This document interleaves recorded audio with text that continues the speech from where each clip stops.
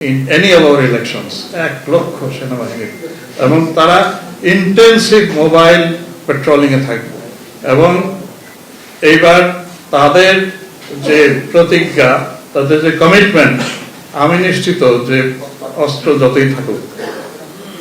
আমরা একটা সফল ইলেকশন করব সর্বকালের সবচেয়ে নিরাপদ ইলেকশন করতে চাই দ্যাট ইজ দি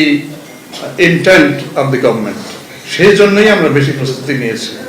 হুমকি যেটা পরাজিত শক্তি ফ্যাসিস্ট শক্তি যারা হুমকি দিত আপনারা জানেন তারা নিজেরাও ডিসকারেজড এখন তো আমরা আরো এরকম থ্রেট মনে করি না যে দেয়ার থ্রেটটা এত বড় না কিন্তু আমি উদাহরণ তৈরি করতে চাই যেন ইতিহাসে এই ইলেকশনটা লেখা থাকে অন্যান্য ইলেকশনে তো এরকম হয়েছে যে একদল লোক হঠাৎ করে ঢুকে গেল ঢুকে সিল মেরে দিল তো ওইটাকেও তো আপনি মবই বলবেন এটা তো চিরকালই ছিল তা এখন 5ই আগস্টের পরে দেখা গেছে ছোটখাটো ইলেকশন ছাড়া অন্যান্য ইস্যু থেকে কাউকে গ্রেপ্তার করতে নিয়ে গেলে একসাথে এসে সবাই হামলে পড়েছে এর উপরে তো